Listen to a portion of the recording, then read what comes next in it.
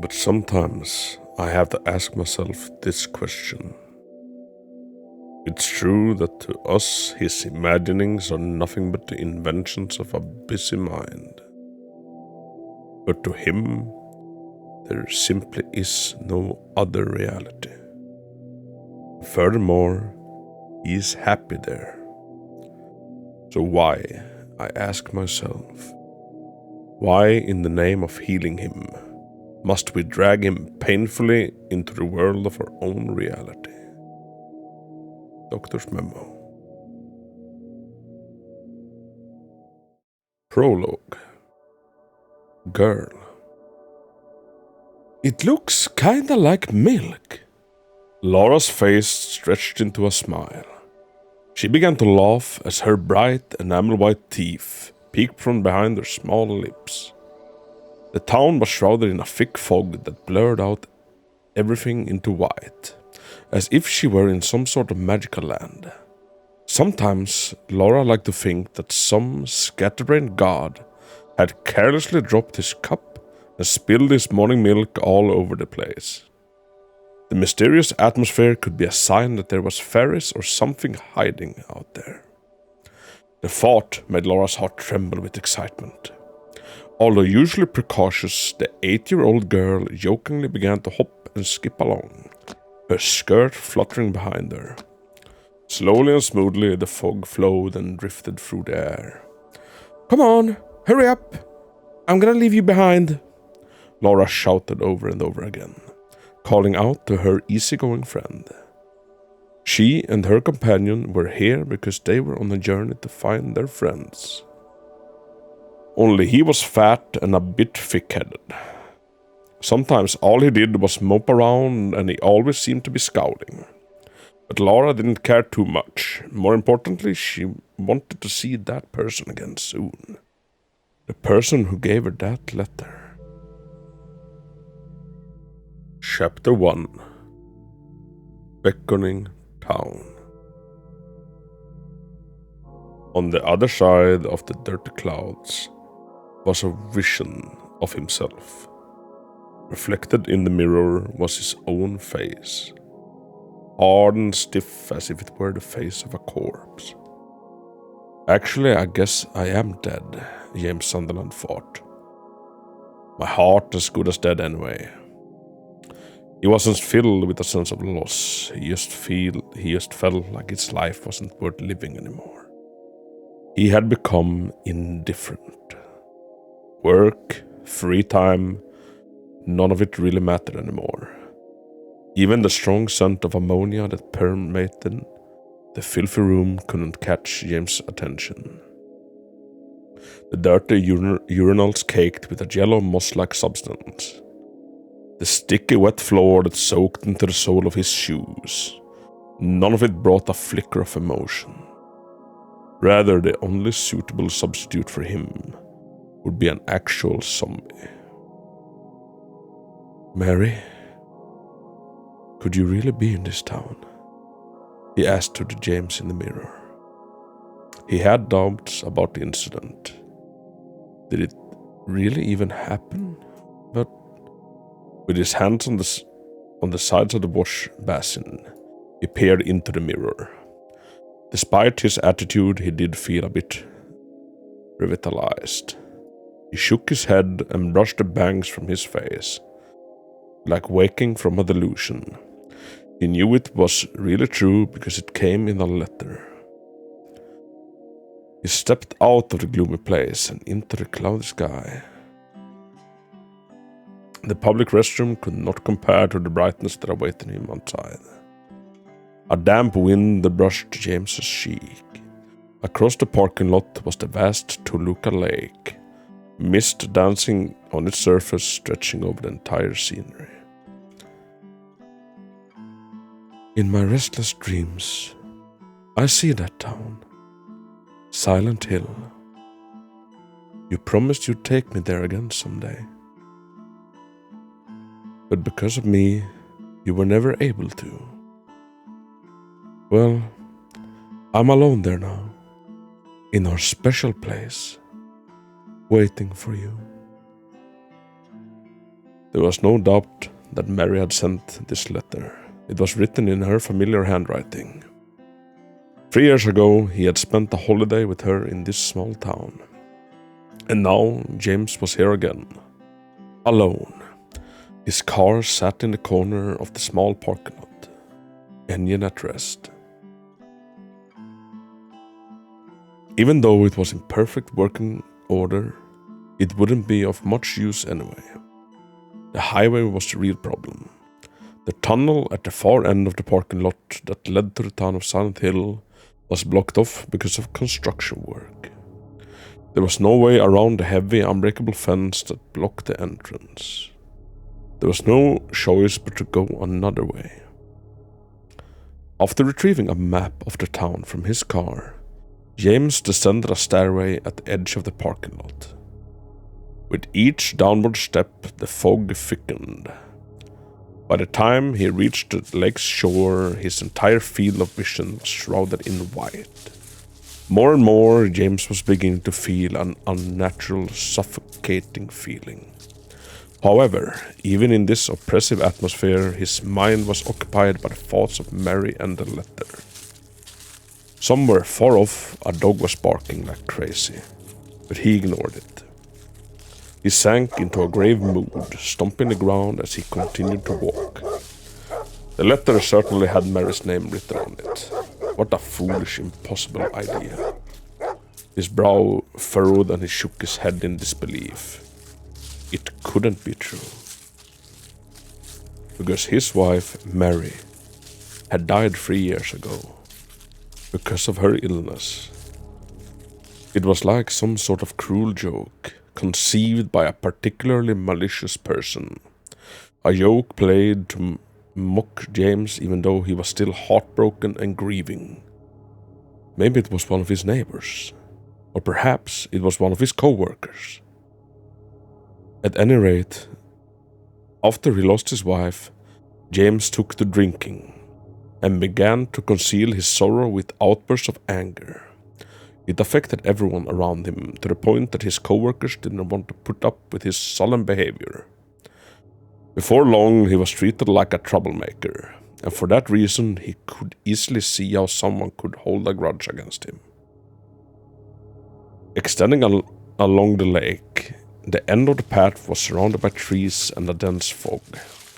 Even after just a few yards, he couldn't see the overlook where he had started from.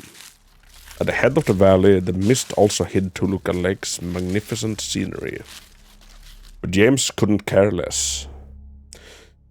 He didn't come here to sightsee. As he walked, all he could picture was Mary's face. Even if James still had his doubts about the letter, it, along with the memories of his beloved wife, had brought him this far. It was no wonder then, with these kind of thoughts in his head, that James found himself wishing for a miracle. Did she really die 3 years ago? Or had she died and someone been revived? Perhaps after the funeral and after workers and mourners left the grave unattended, Mary woke up and began desperately beating the lid of her coffin. But if that were true, why would she have waited 3 years to contact him? He considered the possibility that she received brain damage due to asphyxiation and suffered memory loss as a result. The workers would have fled in terror at seeing a supposedly dead person move, leaving her without any idea of who she was or what she was doing there, to unsteadily wander off somewhere. Or perhaps, he thought, she could have been kidnapped by some ill-intentioned gravedigger. James ground his teeth in frustration. The noise of the dead leaves scattered along the path crunched louder as he carelessly trampled over them. It was irritating how his imagination kept spawning forth one unpleasant scenario after another, no matter how hard he tried to stop it. In any case, there was one thing he hadn't been able to prove: whether or not Mary was even alive in the first place. Still, James found that he was afraid to find the answer to that question. But if she really has been alive this whole time and didn't try to contact me until now, maybe she's been trying to avoid me. What if she ran off and has been living with another man? Those kinds of thoughts crossed his mind as well. Women's hearts were so difficult to understand. For a moment he felt a burning surge of hatred. But it soon drowned in his melancholy mood. More than anything, he just wanted to see Mary again. And more than anything else, he dreaded that meeting. Forcing back his hesitation, James pressed on, putting one foot in front of the other like a sleepwalker. Suddenly, James came to a halt and held his breath. Just in front of him, a human shape appeared in the fog. Could it be Mary? Naturally, it wasn't James' wife. Looking closer, he found a dark-haired woman standing still and staring pensively at the gravestone. Without even noticing it, James had wandered into a cemetery. Sensing James's presence, the woman let out a gasp of surprise and spun around to face him. And he greeted her. I'm sorry, I didn't mean to startle you. I'm looking for a town called Silent Hill. Would you mind telling me if I'm going the right way? Town? You're going to the town? The woman tilted her head, doubtfully. The surprise on her face even greater than when she had first noticed James. Though she still had youthful feature, dark and heavy circles hung like shadows under her eyes. Yeah, James replied. The woman hesitated for a moment, then answered. Yeah, that's the right way. I know it's a bit hard to see, because of the fog, but there's only one road, so you can't really get lost. Thanks, but what is it? It would be best if you didn't go any further. Huh?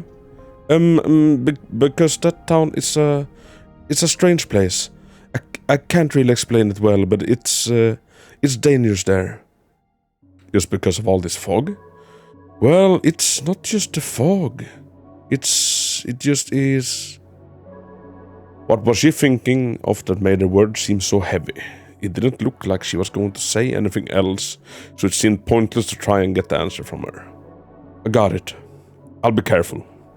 Hey, I'm not making this up. The woman yelled as James was about to walk away.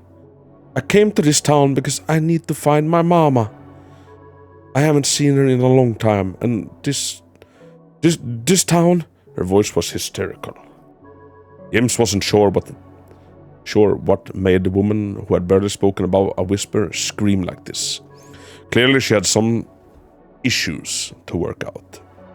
Then again, the same could be said of James, too. Best not to worry about that for the moment. Not to say that James didn't believe what the woman told him. But if he wanted to see Mary, he would just have to keep going despite the danger. Leaving the troubled woman behind, James passed through the graveyard and found his way back to the path that stretched and wove through the forest by the lake. Again, his thoughts turned to Mary. Her letter had said, I'm waiting for you in our special place. But what did she mean by that? He searched through all the precious buried memories from 3 years ago. The two places that stood out the most were the park and the hotel. He remembered how the two of them had spent a great deal of money to book a deluxe suite, and how they ordered an extravagant meal from the room service.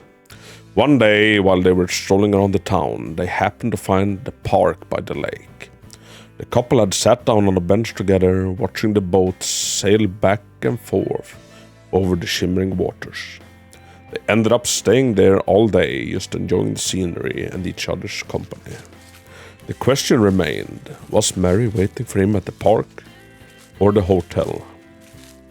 Before long, the sound of dead leaves crunching underfoot stopped, and the dirt forest path gave way to an old asphalt road. The road led to a tunnel that ran under the highway that would have made his journey faster and easier if only it hadn't been closed. James continued along intently as the street curved and followed along a river. Finally reaching the town's main street, James pulled out and examined his map. It looked like he was traveling along Sanders Street, which was located at the town's eastern border. If he continued west from here, he should be able to reach the center of town. James' footsteps echoed luminously as he proceeded down the empty street. In fact, his footsteps were the only sounds he heard. None of the normal noise of a bustling town seemed to be present. Granted, it was a pretty small town, but this kind of unbroken silence just felt unnatural. And with the place covered with this much fog, you'd have a hard time seeing anything if you tried driving through it. It made sense that the schools and business would be closed up and everyone would be holed up in their homes waiting for the weather to improve. That being the case, his chances of taking a cab were looking slim. James sighed. On the bright side, even if he had to walk, the park was only about a half hour away. Nevertheless, he still worried about Mary, and hoped that wherever she was, she'd still be there so this whole journey wouldn't be in vain. When James approached the intersection at Lindsay Street, he caught the sight of something disturbing. A large bloodstain ran across the surface of the road, as if painted there by a giant brush. James recoiled in shock. Seeing something so closely related to death opened emotional wounds. He stood dumbfounded for a moment, eyes locked on the red stain. From the looks of it, it was still fresh. Clearly a terrible crime had been committed under cover of the fog. But no matter where he looked, he saw no trace of a victim. It doesn't look like anyone was taken to a hospital. If that were the case, the police would have had this area blocked off.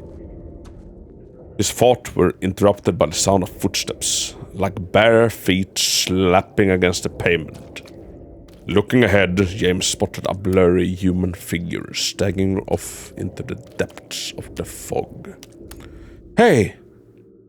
James began to chase after it. Ever since he lost his wife, he had always been indifferent to the rest of the world. And as much as he wanted to just walk away and forget he ever saw the blood-stained pavement, this was something he just couldn't let go. There's just no way he could bring himself to abandon someone who was probably dying.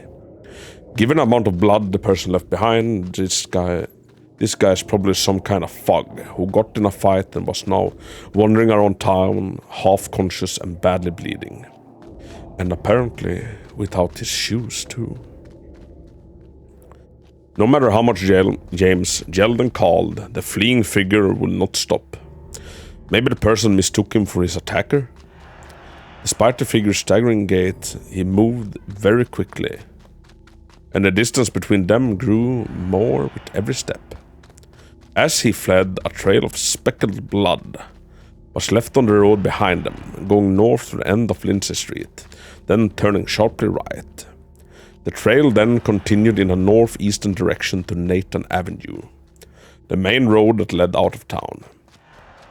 James was led to an unpaved road lined on both sides with tangled barbed wire fences. Just like a construction site, leading to a half-finished tunnel, just like the one he had passed through earlier. Naturally, there wasn't a worker in sight.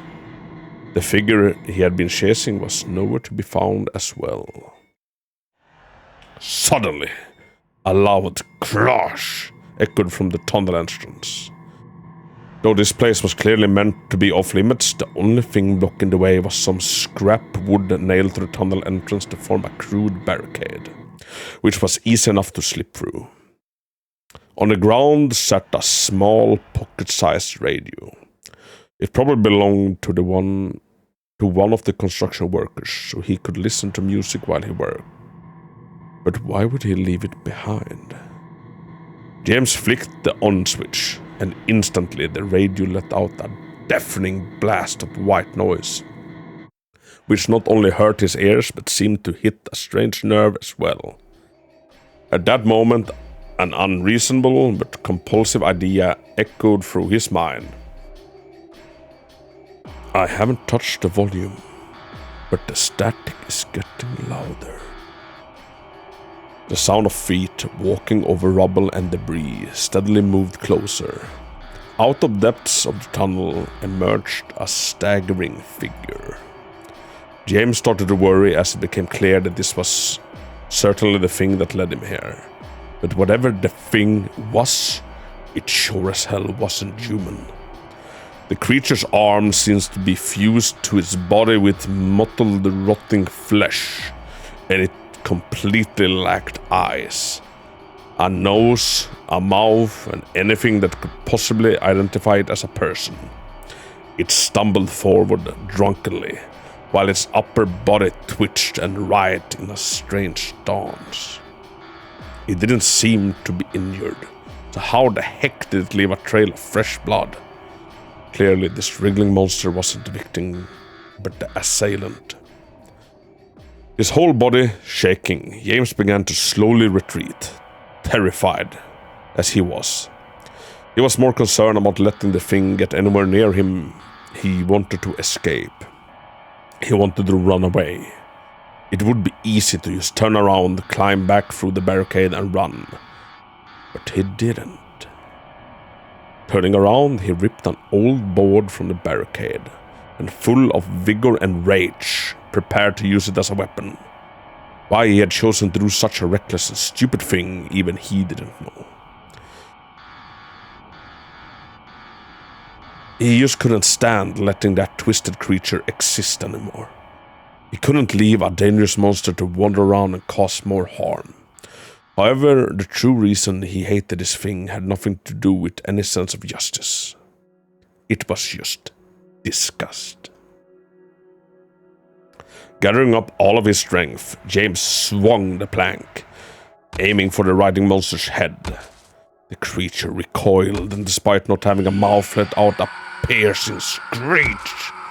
Again and again he swung the plank until he lost count of how many times he had struck the thing, and his arms became sore and tired. Badly injured, the monster fell to the ground, landing where its arms should have been on the scattered debris. Despite the beating it took, it still twitched and wriggled on the ground. Then, finally, it grew still.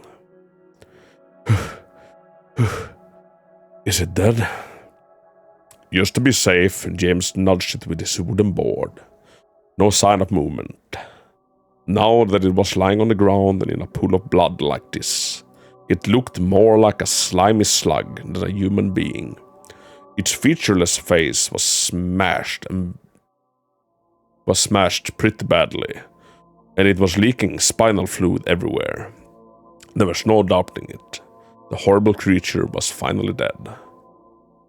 What the hell was that thing?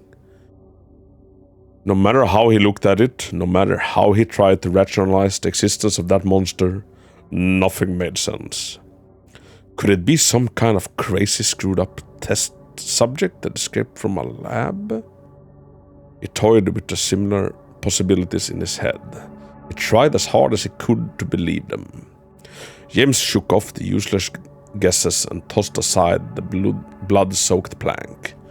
He was about to slip back through the barricade and leave the tunnel when the radio again caught his attention. He regarded it with suspicion. When the creature had come into sight, the radio was blaring white noise. But now that the thing was dead, it had fallen silent. Suddenly, it began to flicker to life again. James looked around, worried that it was announcing the presence of another monster. But it sounded different somehow. If he listened carefully, he could just barely make out a woman's voice. James gasped. Mary? That was Mary's voice. Turning around, he grabbed the radio and listened more closely. Mary's voice called to him between the burst of static. I'm come to woo see meant ing för why I you me James held the radio speaker to his ear, eager to hear more, but his wife's voice faded away, and all he could hear was the crackling static. He hit it and turned all the switches, but no matter what he did, the voice said nothing more. Giving up, he put the radio in his jacket pocket, leaving it switched on just in case. Perhaps Mary had made it to the town's radio tower and was trying to get a message to him. Maybe the real purpose of her letter was to get him close enough to town to pick up this signal. But if that were true, then why didn't he get it on in his car radio on the way up over here? And how come this stupid broken radio was the only thing picking up the signal? James retraced his steps until he had made it back to town, then made his way towards the woodside apartment building. When Mary had spoken to him through the radio, he thought he could just barely make out the name of the building. However, there was a slight problem. He had no idea where the apartment building was. He had checked his map of Silent Hill, but it wasn't marked anywhere. With any luck, he would run into one of the town's residents soon so he could ask for directions. James began walking north up Lindsay Street, then went west at Nathan Avenue. Just to the north of Nathan Avenue was one of their special places, Rosewater Park. Since he wasn't having any luck tracking down the apartment building, he would make his way towards the park for now. Then suddenly, James noticed two people emerge from an alley ahead of him. Great, maybe now he could get some directions. "Hey, you! Over there!" He yelled to get their attention and ran over to meet them. However, he stopped dead in his tracks when a familiar noise came from his jacket pocket. The radio had crackled to life and was emitting static again. Unfortunately, his voice caught their attention, and the blurry figures turned to face him. As they approached through the fog, it was becoming more and more clear that something was very wrong. As they walked, they twisted and writhed about in a most unnatural way. They were monsters, exactly the same as the one he'd killed earlier. Did a whole group of these messed up things escape from a lab somewhere? Even now, just watching the things thrash in agony brought back the same feelings of hatred and disgust. He wanted to destroy them, smash their heads in just like the other one. Anything to end the existence of those awful monsters. James realized suddenly that he had abandoned his weapon, the wooden plank. For a moment he considered just using his fist, but the thought of actually touching their repulsive flesh sent chills down James's spine. More importantly, he had the disadvantage of being outnumbered 2-1. Maybe this time it would be best to avoid unnecessary conflict. Having made up his mind, James turned and ran south before the creatures could stagger any closer. He ran to Katz Street, a road which ran east to west right through the center of town. Then he took a detour onto Neely Street. Their jerking movement seemed to slow the monsters down, and with each turn they fell further and further behind, until they were swallowed up in the mist. As he ran, James noticed that the further away he was from the pursuing monsters, the softer the radio static became. Could it be responding to the presence of those monsters? How the heck could a broken radio do something like that? Whatever the reason, if it could help him protect himself, it was definitely worth having around. However, even though the monsters had fallen behind and were nowhere to be seen, the radio still wasn't completely quiet. He ran straight through the intersection of Martin Street and Cat Street, passing over the crossroad at Neely soon after. He just had to keep running forward. He now had his eyes on Munson Street, because as he crossed Neely Street, he had spotted yet another creature coming at him from the middle of the road. "What the hell?" James shouted in disbelief. These things were just wandering around all over the place. Have they taken over the town or something? Now Cat Street seems to be occupied with armless creatures as well, leaving him with nowhere left to go. James stood paralyzed with horror and could only stare at the twisted shadows dancing in the fog. Even if he tried running again, there was no way he could make it back to Nathan Avenue. In this moment of desperation, he was reminded of the warning the woman in the graveyard had given him. At the time, he certainly didn't take it too seriously. But now, he should have listened to her. He should have turned around and ran away when he had the chance. Even after encountering the first monster, he should have just left this crazy town. But he couldn't. His desperate search for Mary, he couldn't just give that up. Just the thought of seeing her again, even just once, was enough to make him continue on even now as things were becoming more dangerous. She was the reason why. No matter what, he had to live. Even if it meant risking his life, he couldn't just stand here and die. To hell with it then. James charged forward, praying that he'd be able to find a gap between the monsters, or that he'd be able to shove one aside and make it past the converging mob.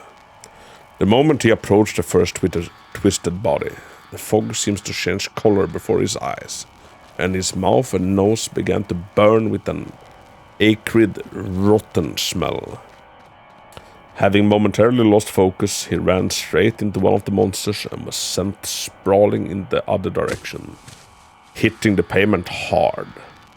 He was suddenly struck with a violent coughing fit, and his mouth felt numb, as if he had been injected with an anesthesia. It was poison. Now these vile creatures were spewing poison into the air. How the hell could they spit poison if they didn't have mouths? As another monster stumbled towards him, he looked up to see that its body was split by a cavernous vertical crack running down from its neck to its waist. Its wet, dark entrails fully visible. The creature bent backwards as if it was taking a breath from its bizarre second mouth. James had a feeling that it was preparing to spray more of that awful acidic poison, but he wasn't about to stick around to find out. Swinging his legs like an axe, he kicked the monster's legs as hard as he could, knocking it off its feet and leaving it squirming on the pavement. Its lack of arms caused it to thrash around helplessly as it tried to stand upright again. Quickly pulling himself to his feet, James began to kick the creature while it was distracted. "Just die already!" His heavy boots easily broke through its soft skin, leaving them covered in sticky red body fluid. The monster shrieked and convulsed with every impact. Twisting around, it began to violently thrash its legs, enabling it to crawl across the ground. At first, James thought it was trying to escape, but in one quick movement, it twisted around in a U-turn and flung itself straight at him. It was trying to counterattack. James was beginning to feel quite sick. His whole body was shaking and he was beginning to feel dizzy. No doubt because of the poison. This was bad. If he didn't get away from here soon, he wasn't sure how much longer he'd last. He took a shaky step backwards and his back hit against the chain link fence, causing it to rattle. Wait, could it be a gate? James turned around and saw that it was indeed a gate, and he pushed it open, hurried to the other side and then flung the gate closed and locked it, putting a chain link wall between him and the writhing monsters. Behind him sat a 3-story high wooden apartment building, its old boards and peeling paint showing its age. Next to the entryway was an equally old plate which read, Woodside Apartments.